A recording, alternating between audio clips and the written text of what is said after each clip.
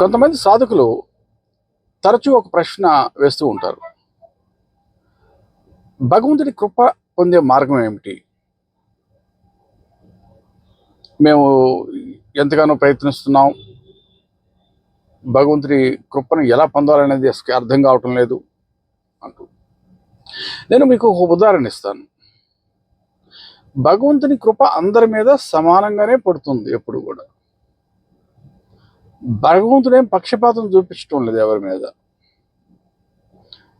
సూర్య భగవానుడు కూడా భగవంతుడే కదా, సూర్యనారాయణమూర్తి. మరి సూర్యుని కిరణాలు అందరి మీద, మానవ జాతి మీద లేదా అన్ని ప్రాణుల మీద సమానంగానే పడుతుంటాయి. పైగా భూమి గుండ్రంగా కూడా తిరుగుతుంటుంది. అంటే ఉదాహరణకి ఈరోజు మనకి ఉదయం నుంచి సాయంత్రం దాకా మనకి సూర్యుడి కిరణాలు మన దేశం మీద పడితే అమెరికాలో ఉండే వాళ్ళకి పడవు కదా, వాళ్ళకి చీకటి కదా, వాళ్ళకి రేపు పడతాయి. మనకి రాత్రి అయినప్పుడు వాళ్ళకి పొగలైపోతుంది కాబట్టి వాళ్ళ మీద కూడా పడతాయి. సో సూర్యుడి కిరణాలు అందరి మీద సమానంగానే పడుతున్నాయి. దానికి భూమి కూడా గుండ్రంగా తిరుగుతుంటుంది, బొంగరం తిరిగినట్టు. అదేవిధంగా భగవంతుడి కృప అందరి మీద సమానంగానే పడుతుంది. దాని గురించి ఎవరు అనుమానపడాల్సిన పని లేదు. అంతేగాని భగవంతుడికి ఎవరి మీద పక్షపాతం లేదు, ఒకరి మీద ఎక్కువ చూపించాలని. ఇకపోతే దాన్ని మనం ఎలా గ్రహిస్తున్నాం అనే దాన్ని బట్టి ఉంటుంది అక్కడ. మరి ఇప్పుడు సూర్యుడి కిరణాలు మన శరీరం మీద పడాలనుకుంటే ఇంట్లో నుంచి బయటికి వెళ్తేనే కదా పడేది మన శరీరం మీద. ఉదయం నుంచి సాయంత్రం దాకా మన ఏసీ రూమ్లోనే కూర్చొని ఇంట్లో నుంచి బయటకు రాకుండా ఉంటే, ఆఫీసులోనే పనిచేస్తూ ఆ సూర్యుడి కిరణాలు మన శరీరం మీద ఎలా పడతాయి? పైగా శరీరంలో విటమిన్ డి డెఫిషియన్సీ కూడా వచ్చేస్తుంది, లోపం వచ్చేస్తుంది. కాబట్టి భగవంతుడి కృప మనం కావాలని కోరుకుంటే అది పడుతుంది, వస్తుంది. మనం దాన్ని గ్రహించగలుగుతాం. దాన్ని కృప అందరి మీద సమానంగానే పడుతుంది. అది మనం గ్రహిస్తున్నావా లేదా అన్న దాన్ని బట్టి ఉంటుంది. ఇదే సందర్భంగా శంకరాచార్యుల వారు ఒక చిన్న గొప్ప ఉదాహరణ ఇస్తారు. గీతా భాష్య అనే ఒక గ్రంథంలో ఇద్దరు వ్యక్తులు ఒక బాగా చలిలో నుంచొని వణుకుతూ ఉంటారు. ఆ చలిని బాధను తట్టుకోలేకపోతుంటారు. దూరంగా ఎక్కడో మంట చెలరేగుతుంటుంది. ఆ మంటను చూడగానే ఒక వ్యక్తికి నమ్మకం ఏర్పడుతుంది, నేను ఆ మంట వైపు వెళ్తే నాకు చలి నుంచి ముక్తి పొందుతానని. అతను అడుగులేయటం మొదలు పెడతారు. అతను మంట వైపు వేసే ప్రతి అడుగు వల్ల ఆ యొక్క వేడి శరీరంలోకి అదే క్షణంలో వచ్చేస్తుంది అన్నమాట. అతను దగ్గరయ్యే కొంది, మంటకు దగ్గరయ్యే కొంది చలి బాధ నుంచి ముక్తి పొందుతాడు. ఆ రెండో వ్యక్తి ఆ చలిలో అలాగే ఉండిపోతాడు. సో చెప్పేది ఏమిటంటే, మనం భగవంతుని కృప కావాలా వద్దనేది మనం ముందు ప్రశ్నించుకోవాలి నిజాయితీగా. ఆ తర్వాత మీకు కావాలనుకుంటే వస్తుంది. కానీ మీరు కావాలా వద్దా ముందు నిర్ణయం తీసుకోండి. ముందు ఎంత నిజాయితీగా భగవంతుని కృప కోరుకుంటున్నారు. మనం చాలా మంది చూస్తుంటాం, ఎన్నో గుళ్ళకి గోపురాలకి వెళ్తారు. వెళ్ళి చేతిలో ఒక లిస్ట్ రాసుకొని పోతారు. తనకి వ్యాపారంలో బాగా లాభాలు రావాలను, లేదా తనకి పిల్లలకి ఏదైనా మంచి ఉద్యోగం రావాలను, మంచి సంబంధం దొరకాలను, పెళ్ళి కావాలను, ఆడపిల్ల అయితే, మగ పిల్లవాడైతే ఇంకేదన్నా ప్రమోషన్ రావాలను, రకరకాలు. లేదా ఇంట్లో ఎవరికైనా జబ్బు చేస్తే వాళ్ళు జబ్బు నుంచి బాధపడాలని, ముక్తి పొందాలని. మరి భగవంతుడి కృప ఎక్కడ ఉంది ఇక్కడ? ఒకసారి ఆలోచించండి. మీరు లిస్ట్ రాసుకొని వెళ్ళారు, ప్రాపంచిక విషయాల మీద మీరు దృష్టి పెట్టారు. నాకు అది కావాలి, ఇది కావాలి, అది కావాలి, ఇది కావాలి, అది కావాలి, అన్నీ కావాలి. భగవంతుడి దృష్టి అయితే ఉండదు, అవసరం లేదు ఎవరికి. మీరు ఎప్పుడైనా తిరుపతి వెంకటేశ్వర స్వామి దర్శనానికి వెళ్ళి ఉంటే ఆ విగ్రహాన్ని మీరు నోటీస్ చేశారో లేదో, అక్కడ ఒక చిన్న పొజిషన్లో ఆయన దర్శనం ఇస్తారు అందరికి. ఒక చేత్తో కింద కాళ్ళ వైపు చూపిస్తుంటాడు, రెండో చేత్తో ఇలా అభయ ముద్ర చూపిస్తుంటాడు. అంటే కాళ్ళ వైపు చూపిస్తూనే ఉన్నాడు అనమాట ఆయన. కాళ్ళ మీద పడండి, అది మీకు కోరుకునేవన్నీ వచ్చేస్తాయి. అంతేగాని ఆయన రికార్డు చేయటం లేదు ఇక్కడ మీరు కోరుకునే కోరికలన్నీ. ముందు ఫస్ట్ ఆఫ్ ఆల్ భగవంతుడి కృప కావాలా లేదా ముందు అది డిసైడ్ అవ్వండి. ఇక్కడ మీరు భగవంతుడి కృప మీదనే దాన్ని పక్కన పెట్టేసి అన్నీ కోరుకుంటున్నారు ఇక్కడ. రెండో విషయం, ఈ రోజుల్లో చూస్తూనే ఉన్నాం, విషయాన్ని మరీ ఎంతగా కమర్షియలైజ్ చేసేస్తున్నారంటే, భగవంతుడి కృప అనేది ఏదైనా మనకి బెనిఫిట్ డబ్బు వస్తేనే భగవంతుడు, లేకపోతే భగవంతుడితో కూడా వాదన వేసుకుంటారు. నాకు డబ్బు ఇవ్వకపోతే మీతో ఏం పని అని. ఆ పరిస్థితికి వెళ్ళిపోతుంది సిచ్యువేషన్. అది భగవంతుడి కృప కాదు అక్కడ కోరుకోవడం. ఏదో కొంతమంది ఏదో ఆర్థికంగా బాగున్నారు, చక్కగా అన్ని పెద్ద పెద్ద పూజలు హోమాలు యజ్ఞాలు చేసినంత మాత్రాన అక్కడ భగవంతుని కృప రావటం లేదు అక్కడ. అవన్నీ సత్కర్మల కింద వస్తాయి, కానీ భగవంతుని కృపకి దానికి సంబంధం లేదు, గుర్తుపెట్టుకోండి. అదే కొంతమంది ఎన్నో దాన ధర్మాలు చేస్తారు,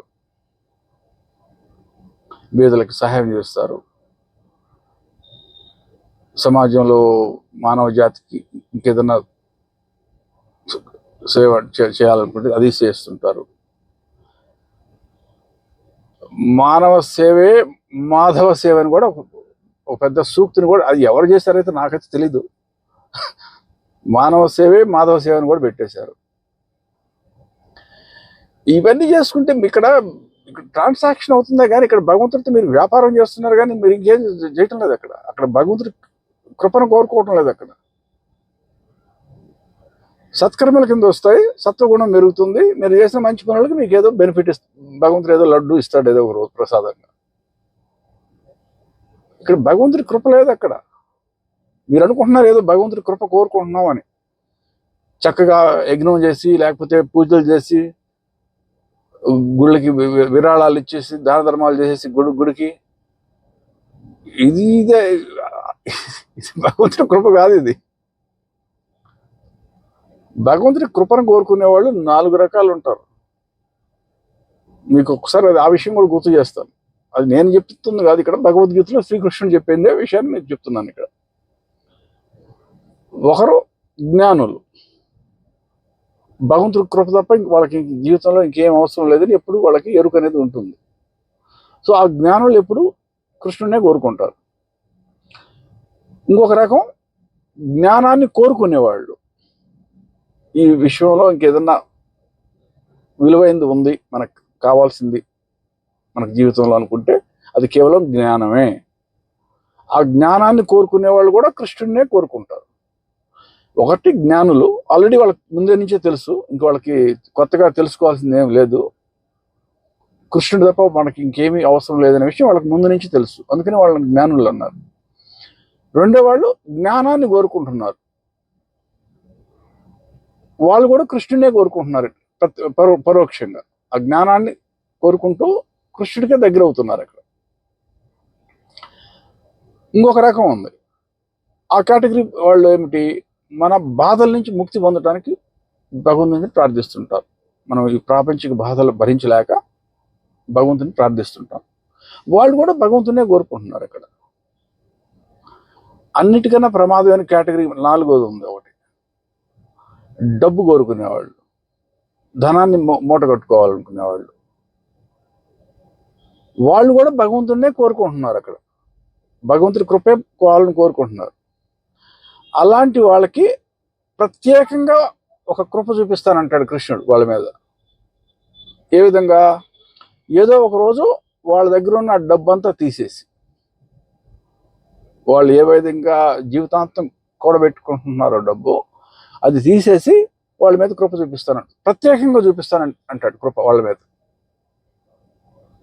సో దీన్ని బట్టి మీరే అర్థం చేసుకోండి, భగవంతుడి కృప అనేది ఏమిటి, దేనికోసం. ఈ ప్రాపంచిక విషయాలకు కాదు ఇది భగవంతుడి కృప అనేది. భగవంతుడి కృప అంటే ఏమిటంటే అర్థం, కృప మీ మీద పడిన మరుక్షణం మీలో ఉన్న అజ్ఞానం తొలగిపోవటం మొదలవుతుంది, అంధకారం తొలగిపోవటం మొదలవుతుంది. ఏ విధంగా? సూర్యుడి కిరణాలు ఎప్పుడైతే భూమి మీద పట్టడం మొదలు పెడతాయో, ఏ విధంగా అయితే చీకటి అనేది మాయమైపోవటం మొదలవుతుందో, కొంచెం మీరు చూసే ఉంటారు, సూర్యుడి కిరణాలు పడటం మొదలవగానే చీకటి అనేది మాయమైపోతూ ఉంటుంది, లోకం అంతా వెలుగుతో నిండిపోతుంది. అదేవిధంగా ఎప్పుడైతే భగవంతుడి కృప మీ మీద పడుతుందో అక్కడ జరిగే ఏమిటి? అక్కడ అంధకారం అనేది తొలగిపోవటం మొదలవుతుంది.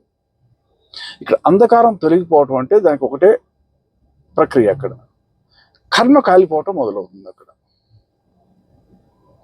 ప్రతి మనిషిలో ఉన్నది ఆత్మే. ఆత్మ పరమాత్మ వేరు కాదు. ఆ ఆత్మ తన ఏమిటో తను తెలుసుకోలేకపోతుంది.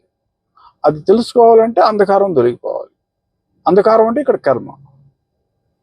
కర్మ నుంచి ముక్తి పొందితే సమస్య తీరిపోతుంది అక్కడ. సో భగవంతుడి కృప అంటే అదే జరుగుతుంది అక్కడ. ఆ కర్మ కాలిపోవటం, కరిగిపోవటం మొదలవుతుంది. ఆ కృప కోరుకోండి. అది ఎవరికైనా కావాలా? అడగండి. చాలా మంది మనసులో ప్రశ్నించుకోమని చెప్పండి. ఇటు చూసి అటు చేసి భగవంతుడి కృప తప్ప అన్నీ కోరుకుంటున్నారు అక్కడ. భగవంతుడి కృప మాత్రం వద్దు.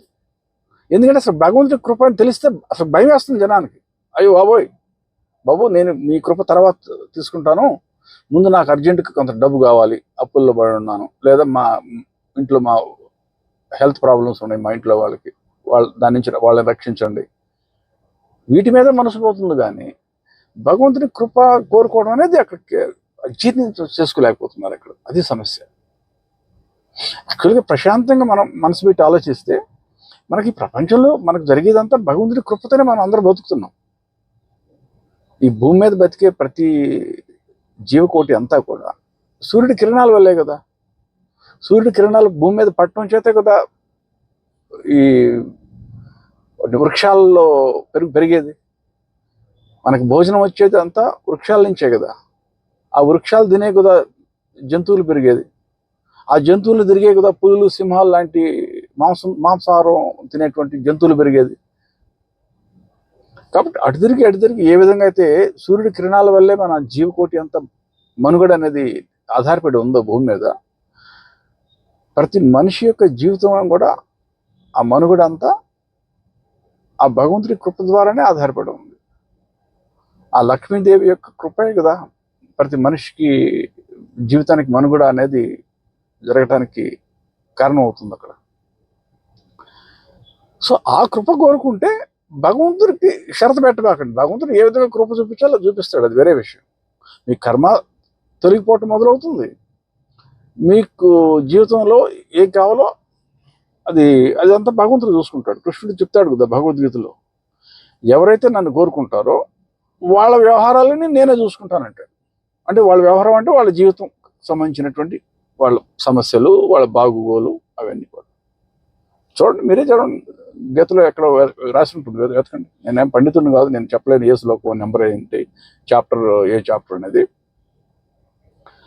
సో ఏదైతే కోరుకుంటే మనకు లభ్యం అవుతాయో దాన్ని కోరుకోండి అక్కడ. ఇకపోతే మరి భగవంతుడి కృప ఓకే కావాలి అనుకుంటారనుకోండి, మరి ఎలా పొందాలి? మనం ఏమైనా ఆర్డర్ చేయగలమా దాన్ని? భగవంతుడి కృప అంటే భగవంతుడికి మనం ఏం కోరుకుంటున్నాం అనేది అదే క్షణంలో తెలిసిపోతుంది అక్కడ. ఎందుకంటే భగవంతుడు అన్నీ తెలిసిన వాడు కాబట్టి మనం ఏ ఉద్దేశంతో భగవంతుడి కృప కోరుకుంటున్నామో అప్పటికే తెలిసిపోతుంది, ఒక క్షణంలో తెలిసిపోతుంది భగవంతుడికి. సో మనం ఆర్డర్ చేయలేం భగవంతుడిని ప్రత్యక్షంగా గమ్మని. మనం ఎంతవరకు చేయగలం అంటే మనం చేయాల్సింది ఏదో మనం చేస్తాం అక్కడ. ఉదాహరణకి మీరు నిద్రపోవాలనుకుంటారండి. నిద్రపోవాలనుకుంటే మనం చేయలేంది అంతవరకు. రూమ్లో దోమలు లేకుండా చూసుకుంటాం, రూమ్ చల్లంగా ఉందా లేదా వేడిగా ఉందో చూస్తాం. ఆ తర్వాత లైట్ ఆఫ్ చేసి కళ్ళు మూసుకొని పడుకుంటాం, టీవీ చూడటం ఆపేస్తాం. నిద్ర వస్తే వస్తుంది, రాకపోతే రాదు, మన చేతుల్లో లేదు అది. అదేవిధంగా భగవంతుడి కృప కావాలనుకుంటున్నప్పుడు మీరు చేయాల్సింది మీరు చేయండి అంతవరకు. నిజాయితీగా, మనస్ఫూర్తిగా. మిగతా ఇవన్నీ ఆలోచనలు పెట్టుకొని కాదు. ఈ విధంగా మేము ఒక లిస్ట్ రాసుకొని వెళితే నాకు అది కావాలి, ఇది కావాలి, అది అక్కడ సమస్య కూడా ఏం లేదు పెద్దగా జనాలకి. ఇంకాస్త డబ్బు ఇంకా కావాలని,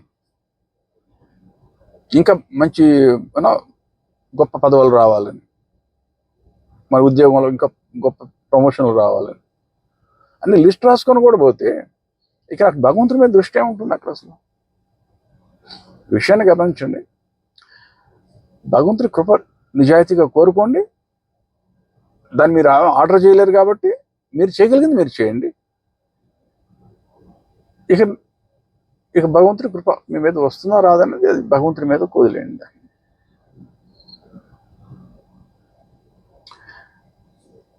భగవంతుడి కృప మీ మీద పడిన మరుక్షణం మీకు ఏమవుతుందనేది నేను దాకా చెప్పాను. కర్మ కాలిపోవటం మొదలవుతుంది. అయితే దానికి ఒక పద్ధతి అంటూ ఉంటుంది. మీరు భగవంతుడి కృప అంటే భగవంతుడే మీకు గాలిలో ప్రత్యక్షం అయిపోయి మీ మీద కృప చూపిస్తుంది. ఒకవేళ మీ ముందుకు వచ్చినా కూడా భగవంతుడు, కృష్ణుడు కానీ రాముడు కానీ మీ ముందుకు వచ్చినా కూడా మీరు అసలు గుర్తుపట్టలేరు ఆయన. మహాభారతంలో ఎంతమంది కృష్ణుడిని చూశారు మీకు తెలుస్తుంది కదా. కృష్ణుడు వీధుల్లో తిరుగుతూ ఉన్నప్పుడు ఎంతమంది చూడలేదు కృష్ణుడిని? ఆయన గుర్తుపట్టగలిగారా? ఈరోజు అందరూ ప్రార్థిస్తుంటారు, కృష్ణ ఒక్కసారి నాకు దర్శనం ఇవ్వు, నా జన్మ ధరించిపోతుంది. ఏమీ కాదు అక్కడ. ఎందుకంటే మీరు అసలు గుర్తే పట్టలేరు కృష్ణుడిని.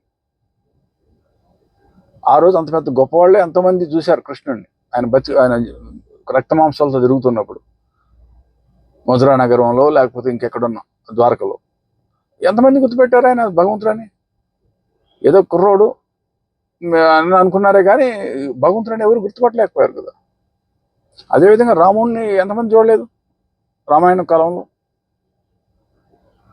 కాబట్టి ఇవన్నీ ఏంటంటే ఈ భావనాత్మక విషయాలన్నీ ఏదో మంచిదే, భక్తి మార్గంలో వెళ్ళాలనుకునే వాళ్ళకి ఈ భావన అనేది ఉంటే మంచిదే, అది ఉపయోగపడుతుంది.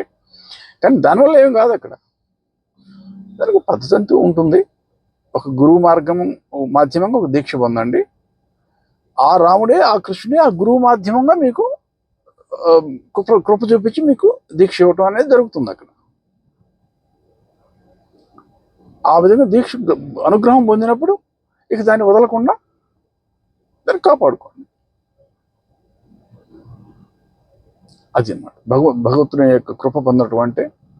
దాని అర్థమేది, ఎందుకు పొందాలి అనేది చెప్పాను, ఎలా పొందాలనేది కూడా చెప్పాను. ఎందుకంటే ఎలా పొందటం అంటే ఎవరు ఏం చేయలేము అక్కడ. శరణాగతి అనేది అదే వరదానం. అది మనకి ప్రతి మనిషికి కూడా మనకి శరణాగతి, మనకు భగవంతుడి మీద మనకు ఎందుకు మరి భక్తి రావటం లేదంటే ఆ భగవంతుడి మీద భక్తి రావటం కూడా యాక్చువల్గా అది వరం. అది యాక్చువల్గా మనం చేసుకున్న పాత కర్మలే అడ్డం వస్తుంటాయి అక్కడ. ఏదో పూర్వజన్మలో భగవంతుడి గురించి ఏదో చులకనగా మాట్లాడి ఉంటాం, ఆధ్యాత్మిక విషయాల గురించి చులకనగా మాట్లాడి ఉంటాం పూర్వజన్మలో. ఇప్పుడు అదే కర్మ ఈ జన్మలో వెంట పడుతుంది అక్కడ. మీకు ఈ జన్మలో భగవంతుడి కృప కోరుకుంటున్నప్పుడు ఆ భావన రావటం లేదు మరి భగవంతుడి మీద. ఎందుకంటే మనం చేసిన పిచ్చి పనులు, పూర్వజన్మలో మనం చేసిన కర్మ.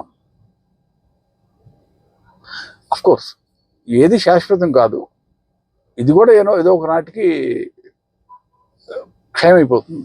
మనం ఏదైనా పుణ్యం సంపాదించుకున్నాం అనుకోండి, ఆ పుణ్యం కూడా అయిపోతుంది ఏదో ఒక రోజుకి. అదేవిధంగా మనం ఏదైనా పిచ్చి పనులు చేస్తుంటాం అనుకోండి ఇంతకుముందు, ఆ పిచ్చి పనులు కూడా సమాప్తం అవుతాయి, రెండు పోతాయి. అందువల్ల వరి కావాల్సిన పని లేదు అక్కడ. మన ప్రయత్నం మనం చేస్తూ ఉండటమే మనకు చేయాల్సింది. కాకపోతే నిజాయితీ అనేది ముఖ్యం. మనస్ఫూర్తిగా భగవంతుడి కృప కోరుకోండి. దేనికి? కృప కోసం కృప కోరుకోండి. కృప కోసం. కృప అంటే దాని అర్థం ఏమిటి మీకు అనవసరం. భగవంతుడు నా మీద కృప చూపించు, అంతవరకే మీరు కోరుకోండి. అంతేగాని మా ఇంట్లో మా భార్యకి జబ్బు చేసింది, లేకపోతే నా భార్య నన్ను నానా చిత్రహింసలు పెడుతుంది, నా భార్య నుంచి రక్షించు, లేదా నా భర్త నుంచి నన్ను కాపాడు, రాక్షసుడు అయిపోతున్నాడు, అవి కోరబాకండి. మీరు భగవంతుడికి మీకేం కావాలో భగవంతుడికి వదిలేసేయండి. భగవంతుడు చూసుకుంటాడు మీకేం కావాలో. అంతేగాని భగవంతుడికి ఈ విధంగా నా మీద కృప చూపించారు కండిషన్ పెట్టద్దు. కండిషన్ అంటే షరతు పెట్టద్దు భగవంతుడికి. మనం అదే అంటుంటాం చూడండి, నాకు డబ్బు ఇస్తేనే భగవంతుడు, లేకపోతే నాకు డబ్బు ఇవ్వకపోతే భగవంతుడు ఉపయోగం లేదు. అలాంటి షరతు పెట్టబాకండి అక్కడ. భగవంతుడి కృప కోరుకున్నప్పుడు భగవంతుడి కృపయే కోరుకోండి. ఎందుకో అది మీకు అనవసరం. అది ఆ భగవంతుడి కృప ఏ విధంగా మీకు మంచి చేస్తుంది అనేది భగవంతుడికి వదిలేసేయండి దాన్ని. అది నిజాయితీ అంటే. అక్కడ మన బుర్ర ఉపయోగించడం మానేయాలి. అది ఒక ముక్కలో చెప్పాలంటే, భగవంతుడి కృప కోరుకుంటున్నప్పుడు మన బుర్ర ఉపయోగించడం ముందు మానేయండి. అక్కడ కేవలం కృప కోసమే కోరుకోండి. అక్కడ అంతవరకు నేను చెప్పదలుచుకుంది ఈరోజు. మనం మిగతా విషయాలు ఇంకా భవిష్యత్తులో మనం వీడియోలు చేసినప్పుడు ఇంకా మాట్లాడుకుందాం. I wish you all the best.